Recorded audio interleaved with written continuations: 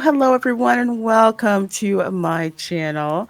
I'm Lorena Creole, and how are you doing, my dear? I am doing well, Lorena. And since the last time, first of all, thank you for having me again. And since the last time we spoke and we talked about the new He-Man that came out in 2024, I haven't been able to stop thinking about it because it was just so incredible. And I'm so glad that we're getting a chance to talk more about it. There's so much to say about this incredible show. Oh, absolutely, absolutely. Now, for those of you who have seen our mild spoiler drop of Masters of the Universe Revolution, you know what? We actually enjoyed this so much that, you know what, we decided we would go back and do a spoiler review for Yay. each episode in the in the series. So excited about this. Do Yeah. this deep dive with all of you. So what we're actually going to start with is we're going to start with the first episode, Even for Kings. Now, the title alone piqued my interest Hmm. because it seems that when it comes to a monarchy, even in Eternia, yes, there's a monarchy, that somehow the monarchy is separate from things that happen to those of us, in the laity, so to speak. What was your thought when you first heard that title? Well, I I Oh, wait a think minute. I think that it felt like a more traditional title for He-Man, and what's going on with the idea of what's going to happen with Adam, and um there's this dispute over the kingdom, and it was, I think that it was the notion of looking at where the kingdom stands when it comes to who's going to be ruling, like the question of, where will Eternia be? What is Eternia's future? And a lot of it rests Mm, on the king. But then if if if there's a situation where they're not sure about who will be the next king, or what the importance of ruling is, we kind of find out that there's this discrepancy. It's like this ethical dilemma that the king presents to Adam about ruling, and I was not expecting to see that, Lorena. Were you? I was not. I was not. Like you, when I saw this title, it just kind of made me feel like I was a kid again with my bowl of cereal, usually Lucky Charms. 'Cause I love no, yes, I love Lucky Charms. Uh-huh. Sitting there like, oh, this is gonna be good. This is gonna be good. I mean, they start out and they're headed to Subternia. Yeah. Yeah. And why are they headed to Subternia? You might ask. Yeah, they're going to Subternia, and it turns out that, you don't see this cloaked character. You don't know who the cloaked character is, so they kind of kept it a secret. They're going into Subternia because they're asking for the souls that are being kept in Subternia to be released. And we don't know why. Like, it's a very odd situation. We do notice, for those of you people who've watched a lot of the He-Man shows, they kind of tell you where they're going and what's going on. But I think it is really interesting, Lorena, that we're confronted by, I think it's Scareglow, It's and Scareglow. and Voiced by Tony Todd, y'all. yes, this is a terrifying, beautiful imagery that looks well thought out. I think that, and as I said before, that the imagery is fun. It's appropriate for families. It's appropriate for children. There's nothing in here that's inappropriate for those particular demographics. And I think that right away you can tell that what you're going to see are very specific colors. Of course, it appeals to adults too, but I can see how a child would look at this and be absolutely fascinated. It does feel Disney-esque in some elements, Serenia, that we used to know. That beautiful Mhm. glow, the green glow, those scary-looking creatures in the wall that we see here. And Scare Glow is scary. Like, I'm frightened of this character, and I'm supposed to be. And yet these guys are going right to the heart of this person. Who is this? And why are they doing this? Um, and we find out who it is, don't we, Lorena?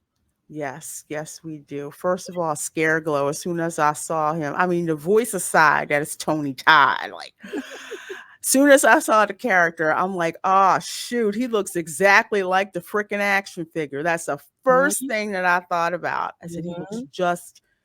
Yes, yes, your girl had a couple of. I had to have some He-Man action figures to go with my She-Ra Of action figures. course, It's like you can't have one without the other.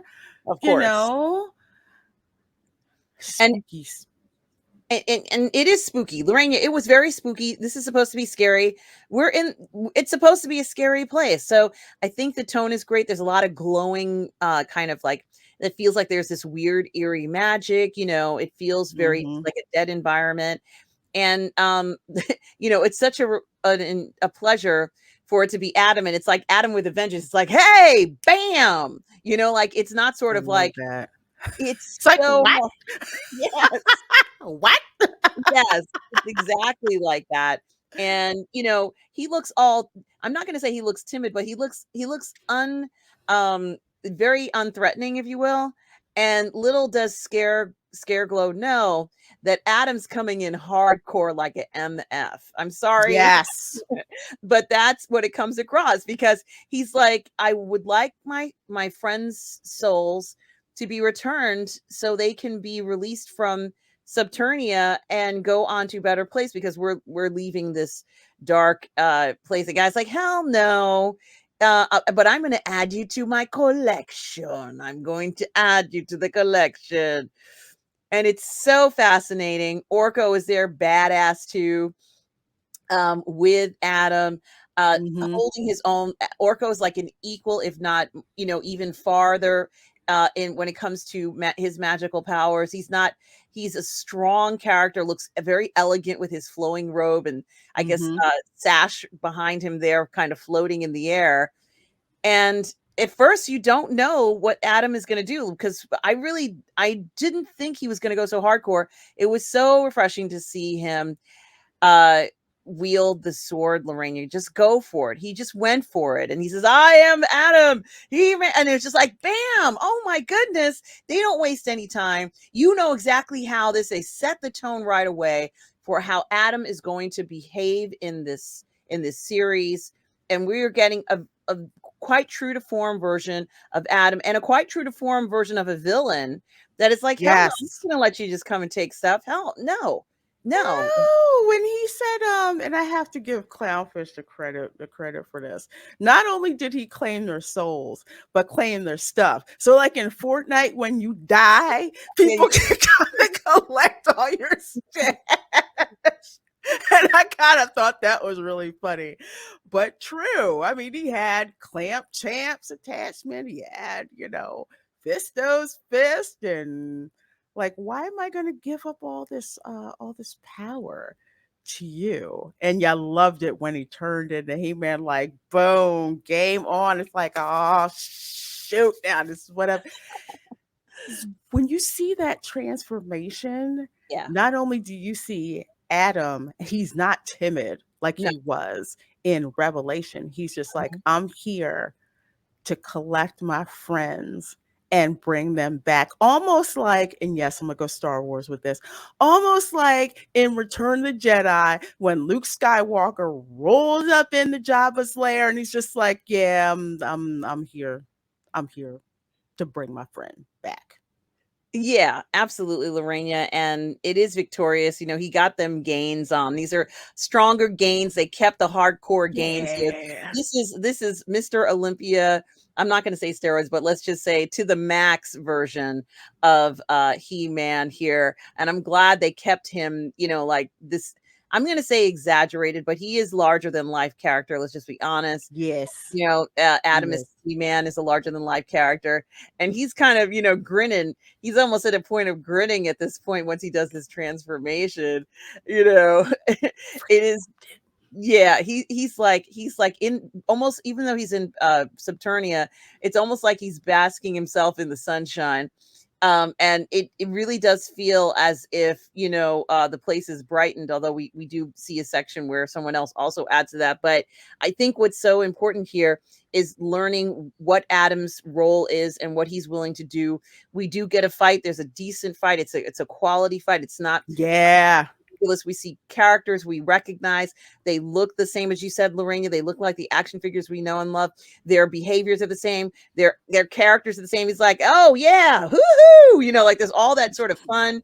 GI Joe had that too, but all that fun characterization of these different characters and their strengths fighting against them. If you can bring, Adam says, if you can bring your friends, I guess I can bring mine. And Mm-hmm. it's like, Boom. it's like the whole gang's here. We're ready to kick ass and get the souls of the ones we love and get the hell out of Subternia, because I am tired of this Subternia stuff. At least this is Adam's like, I'm tired of this. We need to get everybody Mm-hmm. out of Subternia that we know and love and get back to it. And then of all things, Lorena, we see that Adam's father shows up. And it's Yes. father and son side by side. This was something I was not expecting to see. He's like, Dad? Adam? Yeah, hi. Like it's so cool, Lorena. It's so amazing. And I think Andra, who is also badass. She's got the machines. They're flying around. They're flying around, and she's like, "Come on, Slack, let's go!" And she's going down there, and it's just so much fun, Lorena, to see the gears of what we know He-Man to be. And look at the face. So many, Lorena. One of the things that I was going to say that I notice about this series is how often they say the word love. It is said so Yes. many times. Love, family. I think we hear this so often, how important love and family is in the series. It certainly is in the forefront. And I'm so glad that they emphasize that so often here with his dad, just there, just to make sure that He-Man is okay. He wants to check up on his son and fight alongside him as well. I loved it, especially when his dad showed up and he's just like, "Son, is this bully bothering you?" He's like, "Yeah, and I'm here fighting alongside with my dad. What's up?" And oh my gosh, it was so cool. And who honestly wouldn't picture, especially, okay, young little boys and big boys as Yeah. well. Like if your dad showed up like, "Hey, I'm gonna jump in this fight with you and we're gonna fight together." How many amazing shows and movies have we seen when that happened? And yes, I'll bring up Indiana Jones and the Last Crusade, where you see father and son both going after, the Yahtzees. It's something that's been missing, and it's that feeling that we would get watching the original He-Man, that we're just like, "Yes, yes, bring it on. We got both of them in here." Mhm. And I can certainly see not just the kidults like you and I, but the children watching this and wanting to get these figures, wanting to recreate. Adam just shows up into Saturnia and he turned into He-Man. And then one person Mhm. one person plays Scarecrow. I will get you. You're not getting out of here. And I was like, oh yeah, like or the new music, Mhm. yeah. And you can see them playing along. I'm gonna play Skeletor or Scarecrow next time. Okay, and yeah, this is I'm even like looking at prices for these toys. This is not the world class BS video, not for this series, guys. Mm-mm. This stuff is gonna No, sell. It's not gonna be on the shelves like the world it's class. not gonna be in Ollie's. That's right. It's not gonna be Not gonna be in Sable. it's not gonna be in any of stuff like this. Big Lots. It's not going to be in bid box. It's not going to be in job, whatever. This is going to be sold. Kids are going to be dressing as this. We're going to see young kids, young girls dressed up, all these different things. Lorena, this is just a start, and it's so exciting. Oh my God. Yeah, I'm going to get an action It figure. just it just it just is. It just is. I saw Tila's outfit and I was flipping out, because not only was it about her outfit, but it was about her look. Because Oh, remember what Tila looked like in Revelations. You had that very butch, not so feminine look to her. And in this one, I mean, she shows up, she's like suspended like this, and I'm like, She oh shoot, this is and you see her face, and I'm like, all right, I'm gonna hit the pause button here for a minute. In case you guys haven't figured out the way that we've been talking, it is very obvious that there was a come to Jesus moment between Kevin Smith and production company and Netflix. Because let's remember, not too long ago, what was it, maybe about a year ago or so? 2 years ago. 2 years ago, Netflix was canning animation shows, canceling left and right. Nope, not doing that, not doing that, not doing that, not doing that. And it's like, look, you need to give the fans what they want because we can't lose money on another not, I mean, almost universally panned incarnation of He-Man, to the point where fans were just like, no, I don't want to come back. And I've heard people say there's some people who have completely noped out, which I completely understand. There's some people who are like, I want to give this a chance, but I don't know. I mean, one, two, just no. But with those first couple of minutes, with that opening salvo, which we're still kind of going in here when they're at Subternia, this whole montage here, it's like it just freaking feels good. So whoever was responsible for conducting that come to Jesus moment, we just want to say we thank you for that, because it's very obvious with the It uptick is. in quality, just It is. how And fabulous. Lorraine, I want to add something to what you're saying. Is that they had this all along. They had it. This was written. Agreed. They had it, and I think it was someone said, "No, let's not do this. We're gonna go ahead and go with another storyline and have another approach to it." And I think that the quality of what we're seeing is indicative Oh of something that they've yes. been sitting on. They've been sitting on it. Like it's always been there. I think, obviously they had to get in the voice actors and all that stuff. Mhm. If they did it last year, let's say but the story itself, with the exception of having to undo what was done before, I think the basis of the story was always there. And Tila flies Agreed. in like an angel. She's like an angel, and she's got like, she definitely has, she's the brick house. Like, she comes in there, she's a brick house, and she almost like that the crown on her face looks incredible. um Mhm.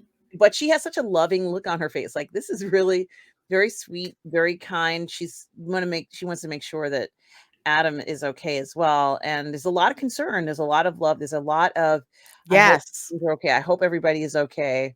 There's a lot of that. And I think that shows through, not just in the character, but also in the care that was made. The guys who did the music for Revelation also did it for Revolution. This one, they're very Mhm. talented. The soundtrack was one of the things I did like of the last one, but it's the same group. And a guy, I can't remember his name, but he's so talented. He also did the music for Percy and the Percy Olympian. Jackson, that's a good score. Yeah, yeah, he did it for Definitely, it's both. a good score. So I think that also we get this beautiful music. We had the beautiful music, in the 80s. Now we also have beautiful music here. And I think also the relationship, the way people are looking at each other. Lorraine, you showed me a picture the other day when we were filming, and it was a comparison of the old one. And here's a new one where everybody's kind of like, they're equals. They're kind of happy. They're looking at each other. There's kind of like the hero circle, if you will, all different people, all different Yes. talents. And even like I said, Orko is an equal here. He's not sort of this oddity. He's an element of their world that is real. Mhm. Um, and I think that the fact that they do have this tightness and belief in similar values, because family values and love are so relevant in this series, that I think it's actually turned out to be a very beautiful message in regards to, how important is love, and everybody needs that in their life. I think when they lock down everything, they find out that the king is unwell. It's a shock to Adam. But when Adam finds out that everybody else knew, he doesn't freak out. What he says is like, well, Why did Mhm. dad come down and fight? I mean, wouldn't that be bad for him? And he says something that I thought was interesting. He says, Tila, can you fix dad? Can you help him? And I thought that was interesting too, Lorena, because of course you're going to do everything to save your parent. And Mhm. I think the reaction to that, which we're going to talk about after we look at this role, where we have such an interesting, this motherboard comes back. I loved motherboard I in the did too. last series. And here, unfortunately, Hordak is actually controlling Motherboard, and Hordak is, of course, Keith David. Hordak has conquered tens of thousands of civilizations in the galaxy. Hordak the Conqueror. That's what we're gonna call him from now on. And it's beautiful, but this technology is scary, and I don't like it. And you and I talked about this. It's like it reminded me of the Borg, um, Yes. and it's scary. It's scary. I'm supposed to be scared. I Uh, freaking love it. Oh my gosh. With Skeletor and again, I have to give a huge shout out to Powerhouse Animation because they do amazing. They do absolutely amazing work. And it seems like here, if there was one, okay, I'll say if there was one good thing about Revelation, I mean, about Revelation, it was that Powerhouse did the animation. But this is literally on steroids for them. And it was great. It was like it captured that scariness of this isn't just it's the Skeletor that you remember, but even more sinister. If that makes any, if that makes any sense. And like with Motherboard, I liked her character in Revelation, but in Revolution, again with all the female characters, they have made them more feminine. Motherboard actually looks more feminine, even though, she's like part machine or whatever. But you can tell with what they've done with the animation, which I think is amazing. Look at on the back. It's like he's got. I missed that, but yeah, here's the other one. This is another incarnation of a motherboard. What you gonna go like a hologram? Want to call it? yeah, it's the coolest looking. It's got a very Tron-esque feel to it. Yes, it Um, does. it's lovely. It is almost like she has feathers coming out of the suit, and horns kind of going towards her head, and she sees everything. And I was gonna say, what is it called? 1010001 like Binaries, yeah. we see a little hint of binary here and there in the story, but it's something that people can understand. Not everybody is technologically savvy. So if you go ahead and say, yeah, there's a motherboard, like people are like, a what? Um, Mhm. I think it is really interesting, the notion of, them using a female figure, and she's feminine, like she's this Mhm. digital creation, but she sure is feminine. Like that looks like a woman's figure to me. Um, Mhm. and she's very haughty, and she's got this low voice, and I wouldn't be surprised if it was the same Yes. lady who did Evelyn's voice. But I think that she's supposed to be intimidating. She also kind of floats like a ghost um across there. Her view, I love they show her point of view. It's very technological. She doesn't see Mhm. human flesh, she only sees the tech. And I think I wanted to ask you about this. They do talk about, or at least hint, magic versus technology again, Lorena. Mhm. And I think that is a very interesting point of view, this war between the two. Um and the idea that we see some of the characters saying that the magic has diminished their ability to do things. The verdict is out. I don't think the series says one is better than the other, but I do like that these characters have opinions about what works and what doesn't. What do you Right.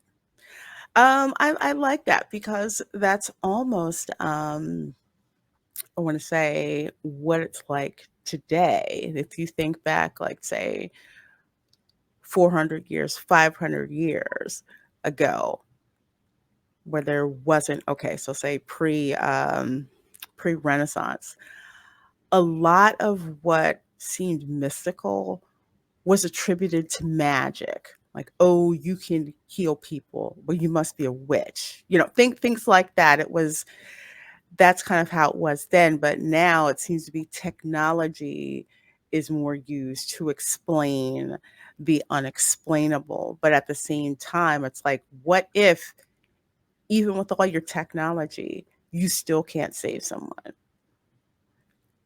What do you go to then? So I think it's that constant, I don't want to say conflict, but that constant, let's say, power struggle between what people think to be magic and what people think to be technology. So I like that they didn't answer that right away. And it's also something that's very current. I mean, when we were kids, you didn't really have that type of discussion because technology wasn't so advanced as, as it is now. So staying in kind of like that fantasy and magic and all of that, had its appeal. And now, with the way that things are now, dropping technology in there, I think it's like a wonderful power struggle, and has so much storytelling potential. I mean, I'm excited to see it. Yeah, and I think that it's something that needs to be explored because, as you said, the roles of those particular choices, I guess, if you will, Hmm. or the characters seem to change, and it goes back and forth.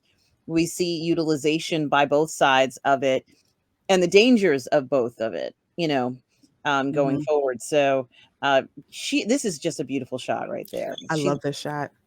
Yeah, that's just so, um, just appealing. It looks great. It's just remarkable, what they did with the light and the different glow, the texture of it all. This is what it would look like if we were looking at her. We were in that room. Yeah, it's just the way that the animation is and the coloring is. It feels alive. It doesn't feel flat.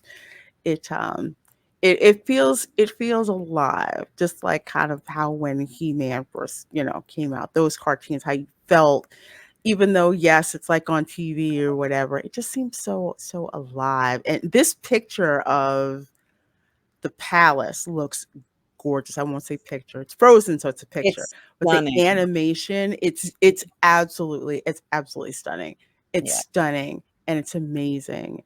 And here's where we get to where they're just like, look, he's dying. I almost want to call this guy a maester, but I'd be using Game of Thrones terminology. But it's pretty much it. He's just like, there's nothing we can do. The king, he has this organ failure that's going on, and everyone looks, so somber. And Adam's like, well, what do you mean? What do you mean? What do you mean he's dying? And you let him go with us, and he went with us to Saturnia. And I loved how his mother explained that your father's dying wish was to fight by the side of his son one more time. I'm like, I literally had tears.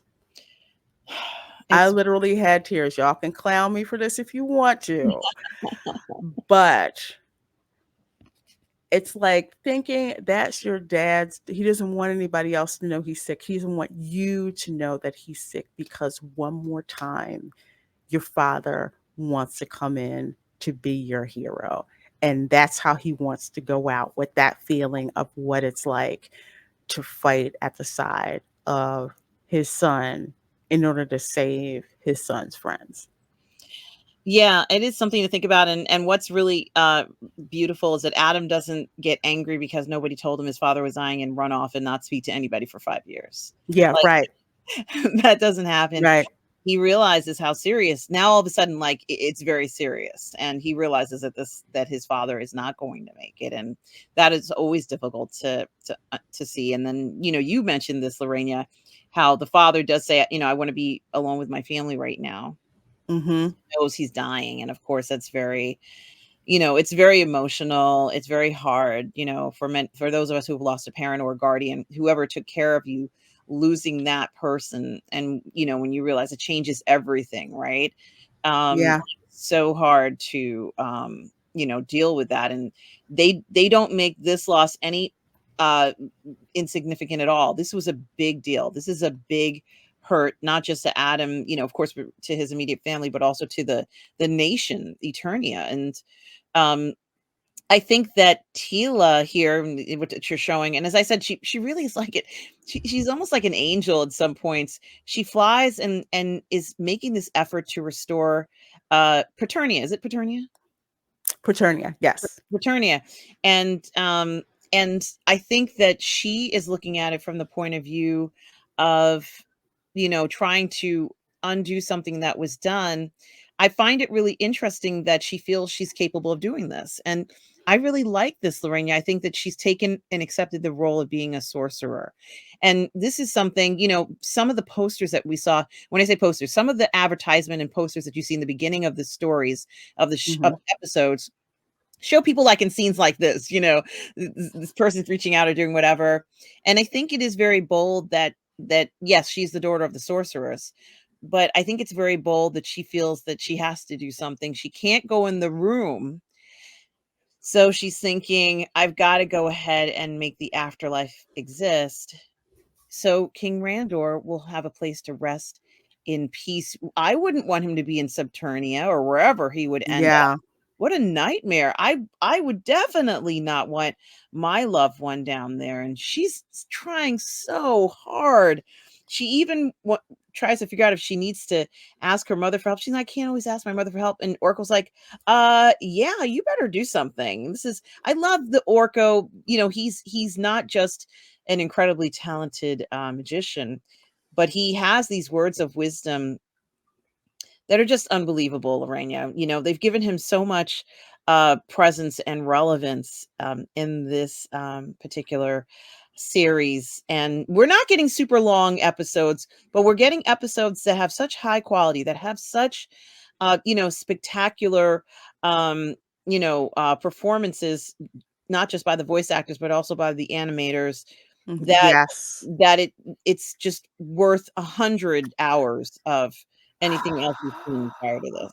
I mean, just looking at Orko, and I remember what he said to Tila. She was just like, I have to restore Paternia so, Adam can have the peace of mind that his father is able to go to Paternia and go to, his reward. And she's just like, I can't do this, but I can't just go and run to my mother every time I have a problem. And Orko is just like, if you can't run to the people that you love for help, he's basically telling her that's who you need to go to, and then we wind up seeing the sorceress later on, and she says, a mother knows when her child needs help.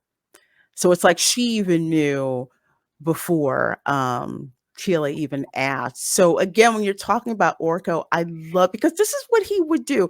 Orko, yes, he was a screw up from time to time, but that was just him. And it wasn't mean spirited or anything like that. We're just like with Orko, we know it's pretty much not going to work until it does work.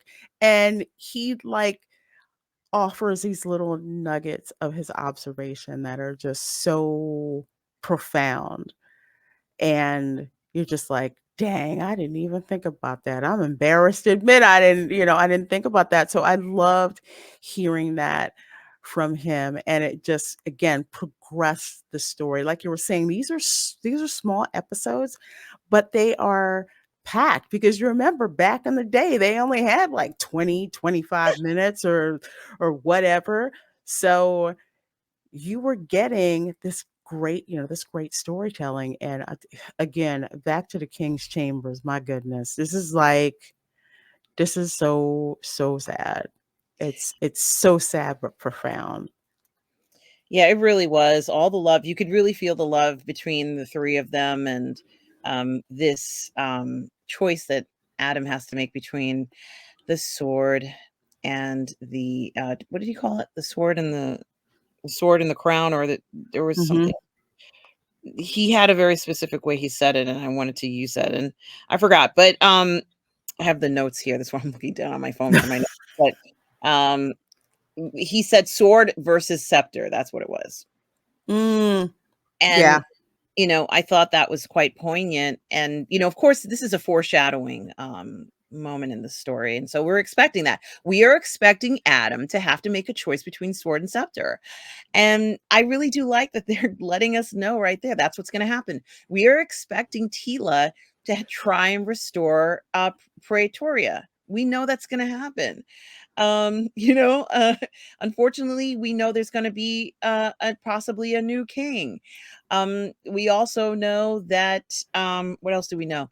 That there is a danger of the techno people coming up, you know, and that's Mhm. something to think about. I think it's very interesting how in the first episode we understand what to expect going forward, Lorena. Absolutely. And that decision that that he has to make, and to even add another layer onto that decision, where the king talks about, how grateful he is for his wife yet again. Okay, how grateful he is to her, how much he's grateful his life changed because she came into his life, and thanking her for giving him Adam, and then telling Adam that he wants him to know the joy that he's had of being a father, specifically being his father and being so proud of him. And he says, "That's why I do not want you," and I'm paraphrasing here. "This is why I want you to tell Tila how you feel about her." Everybody knows.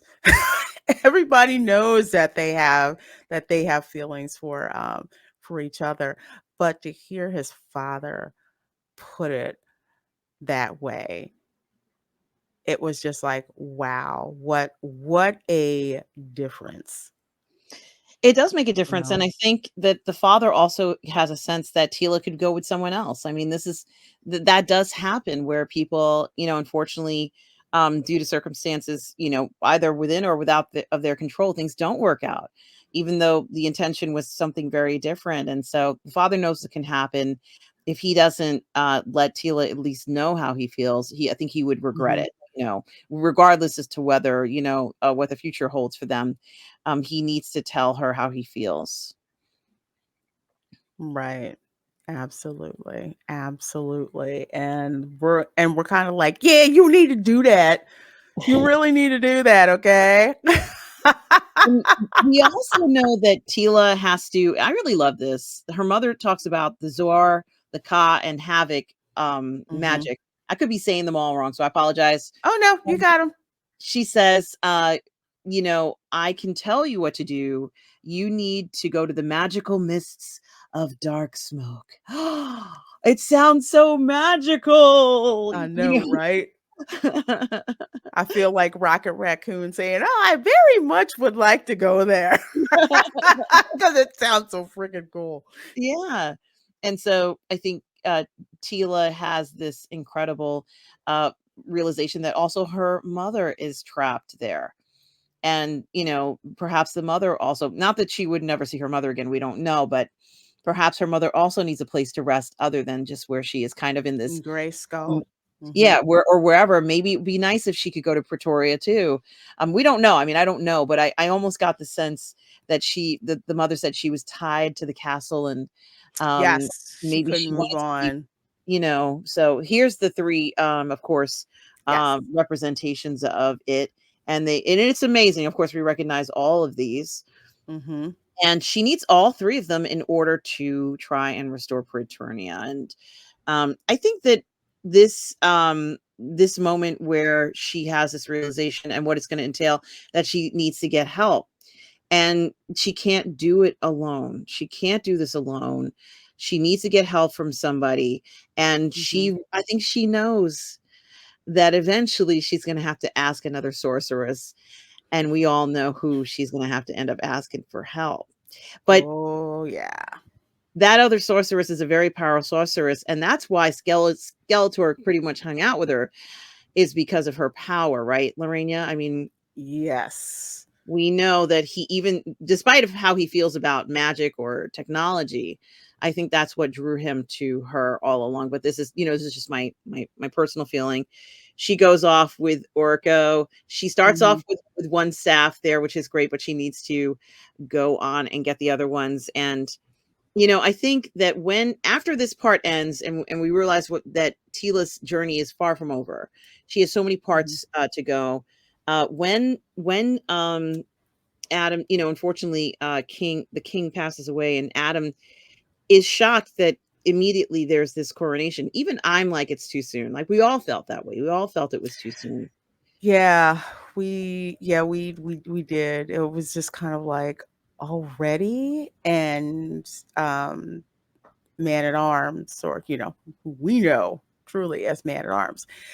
He's just like, but it's been a day that Eternia has been without a king, and that succession needs to happen. And basically, he tells him that it's not really for you, it's for the people to know that things are going to be okay. So, while for you personally, it's just like, my father just died, but it's just like there's the people that your father, a part of his kingdom, part of, people he's supposed to protect, doesn't want them to feel like they're unprotected. And that's very real. So it's kind of like that balance between that personal pain and what his mother said is the basic, I'm paraphrasing, that's the weight of the crown that we bear, and that's the responsibility that you have. And I love that there's just this private moment between the three of them. And he tells Adam, he tells his wife, again, I'm paraphrasing, that,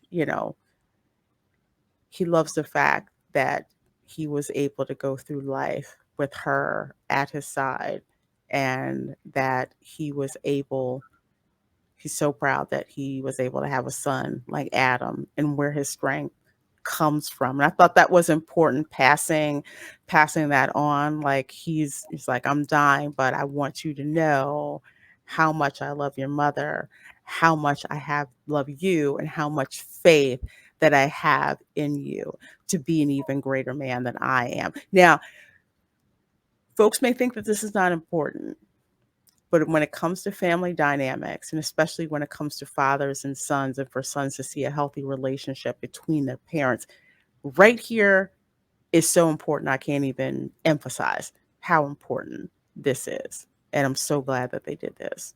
And it is very realistic. This is, unfortunately, when my father passed, it was a very similar situation, if you will, Lorena, where things like this were being said. This is real, and this is exactly, the type of send off that happens in some cases, not everyone, but in my when my father passed, it was very similar to this, and of Mhm. course, you're in denial about it, and I understand how Adam is feeling through this. He doesn't want to believe that this is happening, and he's still denying it. It's he hasn't fully accepted what's happened yet, and this is very hard for him as well. His parents, I think that his parents are remarkable, and they've been doing such a great job, with Adam and with the kingdom. And sometimes something like this happens, and it changes everything, and you have to make changes, and you don't want things to change, because in your mind things are fine, right? You don't want that change Mhm. to happen. So they Right. had to kind of change things around. I think you needed to see a transition, because we needed to find out what Adam's place was going to be now, after so many episodes, or the development of this character. We needed to know where he was going to stand, and unfortunately, now his hand is forced, in a sense, of making this decision. And Lorena, after this incredibly beautiful scene that we see here of the family together, with the father's last moments, um, and they're holding each other's hands. It really is very, very touching, and um, we don't always see that in No. animation, let alone even in real life.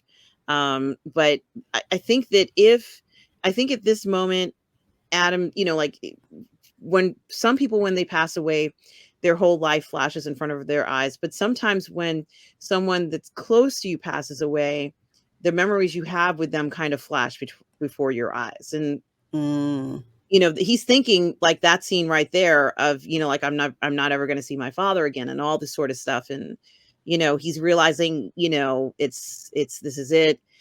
And of course it's a little bit more immediate for him because some of the other people had a little bit more time to prepare for what's happening, but he hasn't had that. So, this is just like as if he came home and then found out that his father was unfortunately going to pass away. So it is a little different experience for him. And maybe he even grows up like, maybe at a certain point, I'm not going to say he isn't a grown up, but maybe like hmm. now he has to suddenly grow up a little bit faster and make that decision True. when he's pressed to make the decision now.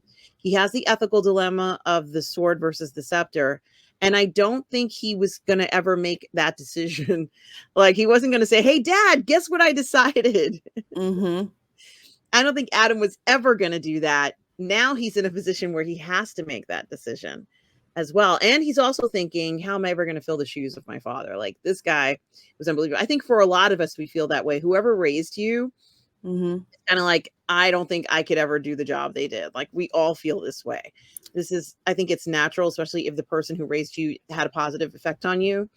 You're like, I can't live up to this person. Like, I can't do that. So I think it is really interesting looking at it from that point of view. I think that's what he's thinking. And of course, how much he's going to miss his father Yeah, hearing the shot. I 100% agree because when my mother passed away, you know, it's like everybody's looking at me, and I'm just like, what? Why are you all looking at me? And it was something that was very sudden with her passing, and it was just like I can't fill her shoes. I can't do this. But yet people, it's like they feel like they can't do anything unless you step into that somehow. And it's just like, how am I supposed to step into that and deal with my own grief, but at the same time have people whose grief they're still trying to process, and ones that are even younger that don't understand what's going on. So it's like, yeah, you totally, I love how they did this and how, they're like getting them dressed because, it's like I'm not thinking about dressing myself when they're basically telling them, you know what, look, just, he's like, I don't even know where to start. You want me to eulogize my dad? I don't know where to start. And it's just like, just focus on, the people want to hear from you. So focus on what you feel about your father and what made him so special. And I love how he started. Look, there's Cringer. Yes, that's before Battle Cat. Okay, it's before Battle Cat. And spoiler, turns out Right. he Right. just had to hug. He just had to hug Cringer to make him transform instead of shoot him with the sword. But anyway. But this is, he's like, okay, I have to go out here and I have to see like all these people because you see all these people out there. And with how grand all of this looks. And this looks very Excalibur X, if you've ever seen the film Yes. Excalibur, and you see like the king, he's buried, with his sword. It's like you can see through all of this, and it's just like, dang.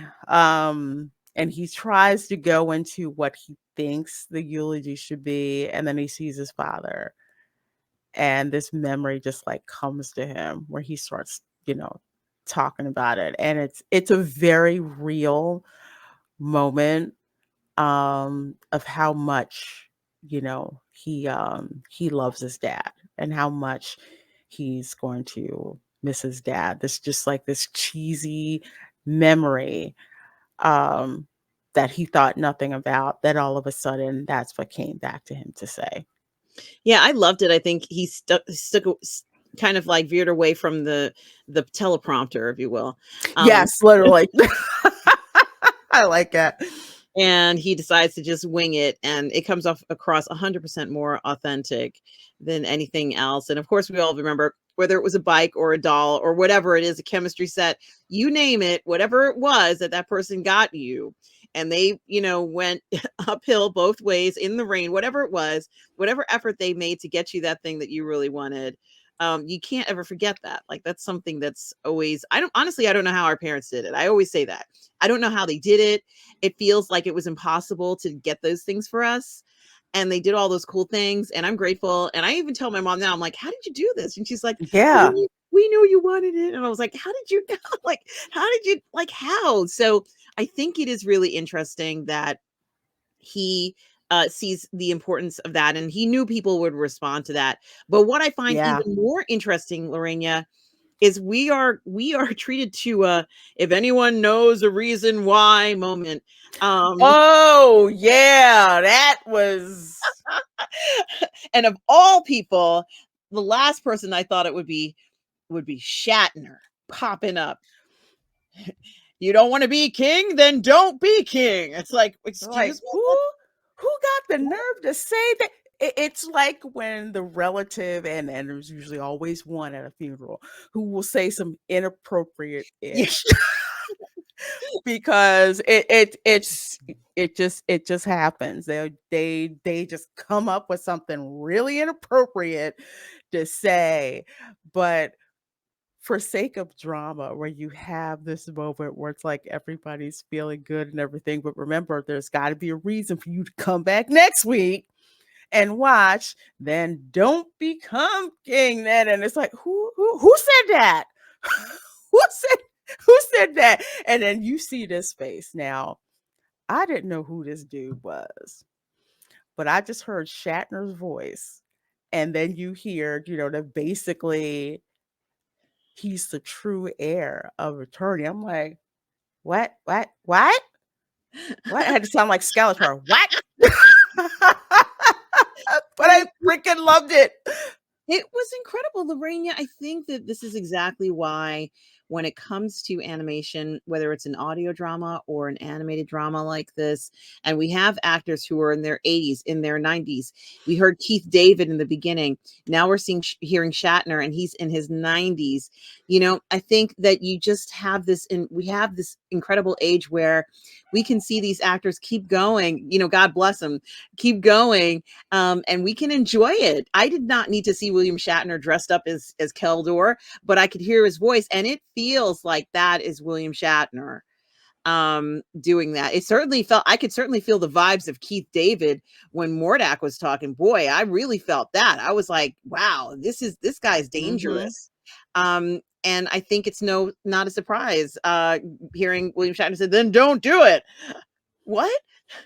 Oh my gosh, it felt so good to hear a voice we all recognize and all love. And this is why another thing I love about this series is that they chose some of the most incredible actors. Of course, Mark Hamill plays um, Skeletor, from what I understand. But I think when we hear these voices that we know and love, Mark Hamill has been playing the Joker for like ages in animation too. Mm-hmm. To Yeah. hear these voices that we know and love, it's so incredible, so much fun, Lorena, knowing that these guys are doing these performances. It really enhances He-Man. I never guessed we would have a He-Man with William Shatner and Keith David, Lorena. Keith David sounds so good in this. His voice is Rose. just mesmerizing. I think we're very, very lucky to get these voice actors. They did, and I'm sure it cost a lot. They did a great job. This was like a fantasy, nerd's fantasy. And they totally made it come true for all of us. Totally. And I'm so thankful, and it was so enjoyable. And this cliffhanger, again, this is like a hallmark of the He-Man stories. You got that nugget at the end where it's like, I gotta go back next week and find out what happened. So what a high note to end this first episode on, even for Kings, Masters of the Universe Revolution. Great exposition, realistic stakes, and characters that we care about what happens to them. Even this dude who has the audacity to just show up at the king's funeral and basically say, well, you know what, then don't be king. Shoot, fuck that. Give it to me. Yeah, What? And we're It's just like, bold. I gotta know who this dude is. I need And to know who this dude is. you know what's also kind of interesting is when we talked about how the characters looked, although we haven't necessarily focused too much on the appearance of the characters, other than saying, like the many of the female characters look very feminine. What I Mhm. was going to say is that these characters are incredibly attractive, like insanely attractive. This guy has blue skin, but he's attractive. Mhm. Like it's, I'm like, he's kind of good looking. Like I think it's very funny, because I was not expecting that, because Mhm. we have seen other characters that are of the same hue that don't look like this. But this is an attractive man, and it's fascinating. I think that if you're watching this and maybe you're not familiar with this, with He-Man and the Masters of the Universe, seeing this man, he looks quite, he looks very interesting. He's not unattractive, and I think that by having attractive characters in the story, it does enhance it and make it seem more appealing. We're Mhm. seeing so many different kinds of characters and creatures, but also people, and they're not sparing any expense. This must have cost some money, Lorraine. I think this was might have been a bit pricier to go and make these types of enhancements where Mhm. they're tweaking it. And they actually, Lorraine, at the end of this episode, this is pretty much the end of this episode, but Mhm. there's quite a bit of, like, well, who is this guy and what is it about? But they actually do something in the next episode that makes you feel ambivalent towards him, in a sense, not in a bad way, but in a good way. You're like, oh, what a tragic story, Lorena. And I think that I was not expecting to hear sympathy even towards this character. It's quite a conundrum. And something, we've heard stories like this. There's a few princes and kings out there who have a situation like this. One guy, Mhm. I think the Prince of Monaco, has two kids. It might be, maybe it's just one, but he had them before he was married to his current wife. And like, the kids are not going to be part of the throne or anything, but I just think it's very interesting. This is what we're talking about. We're Mhm. talking about a situation where a king, I think its name was Miro, or Yeah, um, Miro. Mhm. has a child, um, and that child is, for whatever reason, is not going to be, uh, was not intended to be part of the family dynasty in Eternia. So the first part is the fact that he's a kid who he's had before and doesn't, pretty much live with him. But the second part is that he's been banished, more or less, or exiled. And it's quite shocking, but we know this stuff happens. I think um, it's something to think about. Not every story is cut dry, black and white. This is a complicated one, right, Lorena? This is complicated. Very, very much so. And a complication that I want to say was not what I was expecting to find out. I knew there was going to be some backstory, obviously, with this dude showing up, but I didn't expect, again, like you said, how hearing the story would make us kind of ambivalent towards the character, and dare I say, leave us kind of open.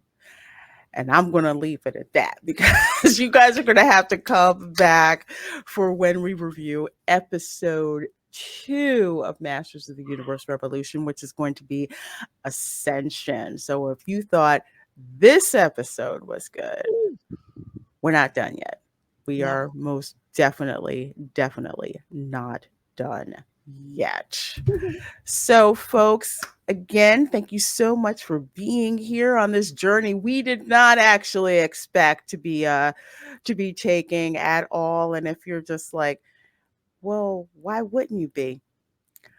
I'm going to put together a playlist where you can see 2 years ago with us reviewing Revelation, and you will see exactly why we are as shocked as we are. So, again, thanks so much for watching. Be sure that you subscribe to her of Positive Fandom and Roman Empire Matters. She's got great videos, great live streams. You don't want to miss the Sunday brunch show.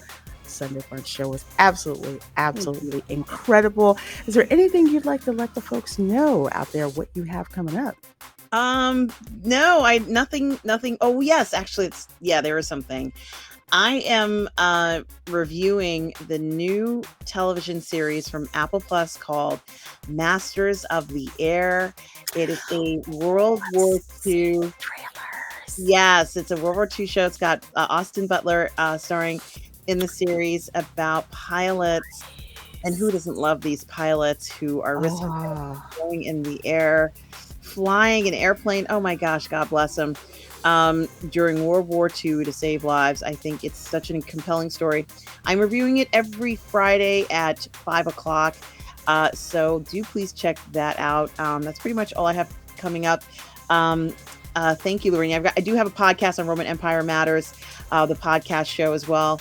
And I so appreciate everything, Lorena. Guys, of course, Ladies of the PGS will air on Monday. We're going to be talking about, of course, Lorena, our Oscars, which we did there. But that is continuing on. And Lorena, thank you so much, as always, for having me here. Well, you are more than welcome. And thank you so much for going on this unexpected journey with me. Cannot wait to break down episode 2 with you and show all of you out there. So again, make sure you're subscribed. Make sure you're subscribed to me, and we will see you next time. Bye.